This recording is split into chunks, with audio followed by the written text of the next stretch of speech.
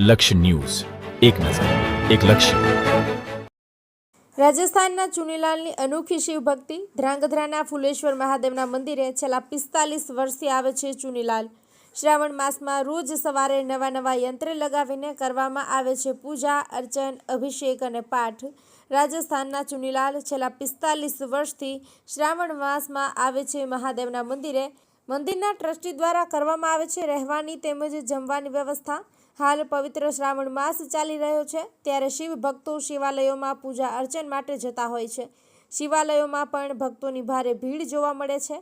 ત્યારે રાજસ્થાનના રહેવાસી ચુનીલાલ પોતે શિવ ભક્ત છે અને છેલ્લા 45 વર્ષથી પોતે દર શ્રાવણ માસમાં ધ્રાંગધ્રાના ફુલેશ્વર મહાદેવના મંદિરે આવે છે અને શિવ ભક્તિ કરે છે. ચુનીલાલ પોતે શ્રાવણ માસમાં દરરોજ સવારે 3 વાગે જાગીને માટીમાંથી પાર્થેશ્વર શિવલિંગ બનાવે છે અને તેની પૂજા કરે છે. શ્રાવણ માસમાં 1 લાખ જેટલા તે ઓમ નમઃ શિવાયના જાપ કરે છે. રોજ રાત્રે પાર્થેશ્વર શિવલિંગનું વિસર્જન કરે છે, બીજા દિવસે બીજા બનાવે છે.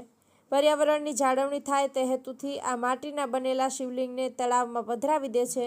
ચુનીલાલ પોતે નાનપણથી જ આ ફુલેશ્વર મહાદેવના મંદિરે આવે છે અને મંદિરના ટ્રસ્ટી દ્વારા તેમની રહેવાની, જમવાની પણ વ્યવસ્થા કરવામાં આવે છે. મંદિરે આવતા અન્ય દર્શનાર્થીઓ પણ ચુનીલાલ પાસે પૂજા અર્ચન કરાવે છે. બ્રિજેશ ત્રિવેદી, સુરેન્દ્રનગર. અહીં ફુલેશ્વર મહાદેવ મંદિરમાં પાર્થેશ્વર શિવલિંગના પણ લગભગ મને યાદ છે કે મારે આજે 38 વર્ષ થયા. હું નાનપણથી આ મહાદેવના દર્શન અહીંયા કરું છું. પાર્થેશ્વર શિવલિંગનો મહિમા પૌરાણમાં ખૂબ દર્શાવ્યો છે. ખાસ આપણે જાણીએ છીએ, હું જાણું છું ત્યાં સુધી પાર્થેશ્વર શિવલિંગની રચના કરીને અર્જુને દાદાને એ માટીમાંથી શિવલિંગ ઉત્પન્ન કરી અને પ્રગટ કરેલા અને ત્યાં ભગવાનની આરાધના કરેલી. અને સાથે સાથે આપણું પૌરાણ અને આ પરંપરા આપણને એ પણ દર્શાવે છે કે આ માટીનું શિવલિંગ જ્યારે બનાવવામાં આવે છે અને અલગ અલગ સ્વરૂપના રોજ દર્શન થતા હોય છે.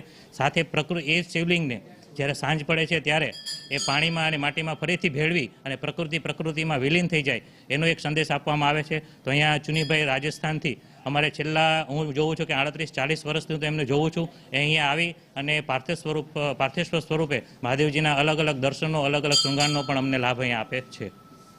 મહાદેવ સુરેન્દ્રનગર જિલ્લાના ધ્રાંગધ્રા તાલુકાની અંદર આવેલ અતિ પ્રાચીન મંદિર એટલે શ્રી ફુલેશ્વર મહાદેવ મંદિર આવેલું છે, જે આશરે 140 વર્ષ પુરાણું મંદિર છે.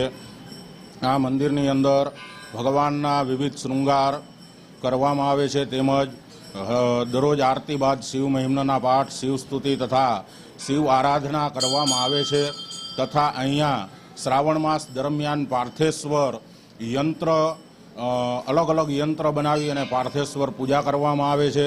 તેમજ પાર્થેશ્વર કરવા આવતા મહારાજશ્રીને રહેવા, જમવાની બધી વ્યવસ્થા અહીંયા ટ્રસ્ટ દ્વારા તથા પૂજારી દ્વારા કરવામાં આવે છે. તથા ફુલેશ્વર મહાદેવ મંદિરની અંદર શ્રાવણ માસ દરમિયાન ભંડારો કરવામાં, અમાસના દિવસે ભંડારો કરવામાં આવે છે અને ભંડારામાં પણ હજારોની સંખ્યામાં લોકો પ્રસાદ લે છે. જય મહાદેવ. લગભગ આશરે 40-45 વર્ષથી પાર્થેશ્વરની પૂજા કરવા ચુની મહારાજ આવે છે. राजस्थान मैं राजस्थान से यहाँ 45 वर्ष से पार्थेश्वर महादेव जी की पूजा करने आता हूँ. रोज़ नए यंत्र के 7 दिन के अलग अलग यंत्रों से भगवान भोलेनाथ की पूजा अर्चना करता हूँ. पार्थेश्वर चिंतामणि करता हूँ और शाम को आरती के पश्चात पधरा देता हूँ. और मेरे को यहाँ पर सब व्यवस्था पूजारी तथा ट्रस्टियों द्वारा खाने पीने बैठने की सब व्यवस्था ट्रस्टी द्वारा दी जाती है. और मैं यहाँ से कितने साल से आता हूँ और रोज़ सुबह पार्थेश्वर 3 बजे जग के पार्थेश्वर पाठला पूरा करके और शाम को आरती के बाद मैं पधरा देता हूँ. सब व्यवस्था ट्रस्ट मंडल द्वारा तथा पूजारी द्वारा होती है. और मैं 45 साल से इधर आता हूँ. 7 दिन के अलग अलग यंत्र बने के. और आज सोमवार के दिन 12 ज्योतिर्लिंग तथा रहने बहने की व्यवस्था इधर से हो जाती है. कहाँ से आते हो? मैं राजस्थान से आता हूँ, श्रीनाथ जी. मैं 3 बजे जग जाता हूँ, 5 बजे पाटला तैयार कर देता हूँ और रात को 11 बजे સુધી रहता हूँ.